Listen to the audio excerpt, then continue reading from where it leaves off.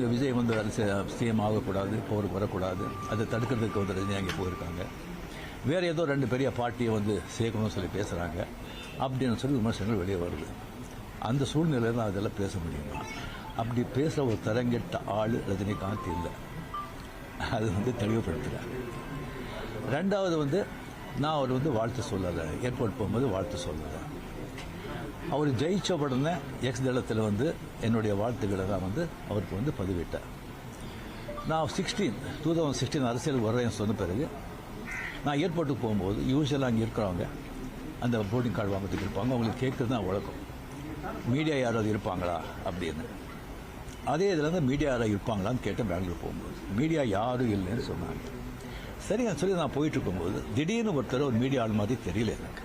ஒரு சின்ன ஃபோன் வச்சுக்கிட்டு விஜய் ஒரு முதலமைச்சர் இருக்காரு அப்படின்னு சொன்னார்.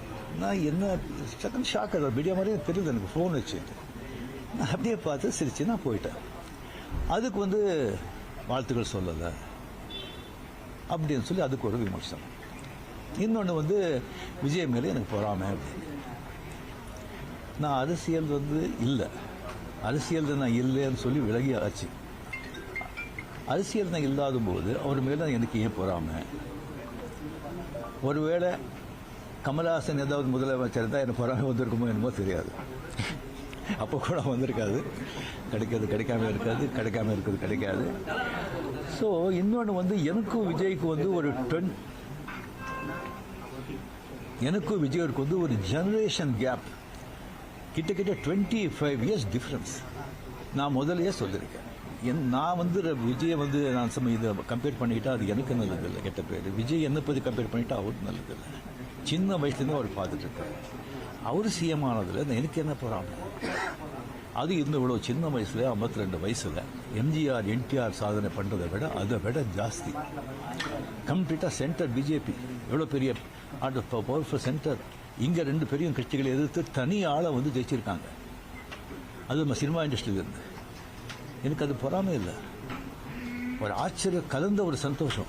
அப்படியே யார் அப்ரிஷியேஷன், சூப்பர். ஸோ அந்த பொறாமையும் இல்லை. விஜய் அவர்களுக்கு வந்து நிறைய எதிர்பார்ப்புகள் இருக்குது ஜனங்க மத்தியில். டெஃபினட்டாக அந்த எதிர்பார்ப்பெல்லாம் அவரை சந்தித்து மக்கள் நல்லது செய்வாங்கன்ற நம்பிக்கை எனக்கு இருக்குது. அவருக்கு அதிக வாழ்த்துக்கள். ஓகே சார், திமுகவையும் அதிமுகவையும் நீங்கள் ஒரு பேச்சுவார்த்தை செய்து இணைந்து எடப்பாடியை முதலமைச்சராக முயற்சிகள் நீங்கள் எதுவும் செய்தீங்களா? சொல்லியாச்சு. உங்க ரசிகர்கள் என்ன சொன்னாங்கன்னா, நீங்க கட்சி ஆரம்பிச்சா நீங்க சிஎம் ஆயிருக்கலாம், கால சூழ்நிலை ஆகலன்னு ஒரு வருத்தப்படுறாங்க. சில பேர் சொல்றாங்க நான் வந்து ஏன் அரசியலுக்கு நான் வரலைன்னு சொல்லி ஒரு 3 பேஜுக்கு வந்து கம்ப்ளீட்டா அறிக்கை வந்து எதுக்கு என்ன ஆச்சுன்னு சொல்லி கிளியரா நான் சொல்லியிருக்கேன். அது தெரிஞ்ச பிறகு அவங்க சொல்றாங்க சொன்னா அந்த ஆத்தங்கள் இருக்கும்.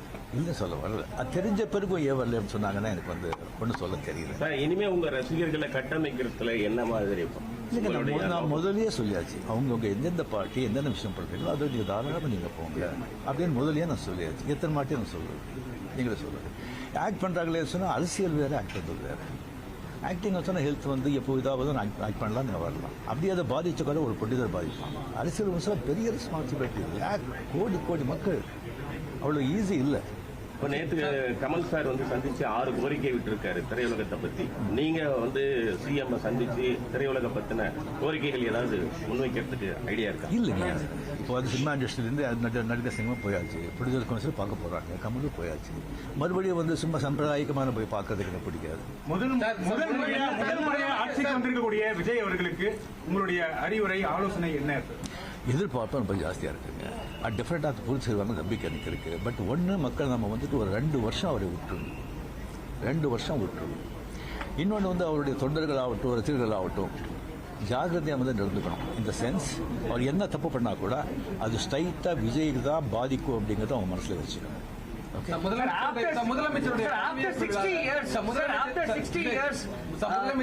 நான் திராவிடியன் பார்ட்டி வந்திருக்காங்க. ஒரு திராவிட கட்சி இல்லாத ஒரு கட்சி வந்து தமிழகத்தை ஆடுறாங்க. இது என்ன மாதிரியான இம்பாக்ட் கிரியேட் பண்ணணும்? சரிங்க, ஒரு 60 ஆண்டுகள் பார்த்துட்டாங்க. ஒரு மாற்றம் தேவை. அந்த மாற்றத்துக்கு கரெக்டாக வந்து விஜய் வந்தார். அது வரும்போது கம்ப்ளீட்டாக சினிமா புகழ் 100% சினிமாவை புகழ் வந்து அவ்வளோ வந்து ஒரு கை கொடுத்துருக்கு. இளைஞர்கள், லேடிஸு அண்ட் சோஷியல் மீடியா அது நல்ல ஒர்க் ஆகிடும். ஓகே. ஏற்கனவே முதலமைச்சருடைய பதவியேற்பு விழால நீங்க சிறப்பு விருந்தினராக கலந்துருக்கீங்க.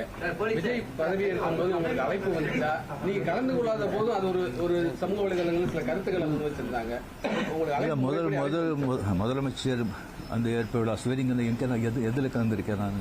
என்ன பழைய எதுலயும் கிடையாது. சிறப்பு விருந்து உங்களுக்கு அழைப்பு வந்துருக்கு.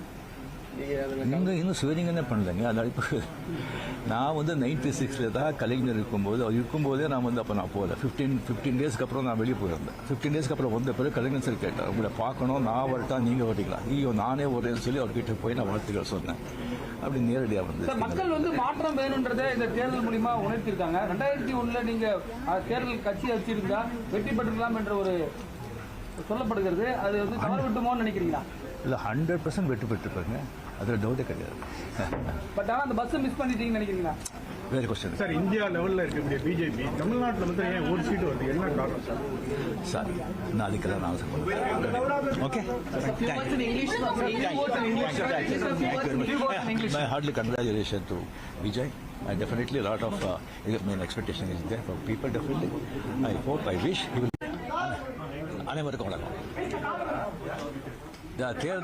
தேர்தல் முடிவுகள் வந்த பிறகு என்னை பற்றி வந்து ஒரு 2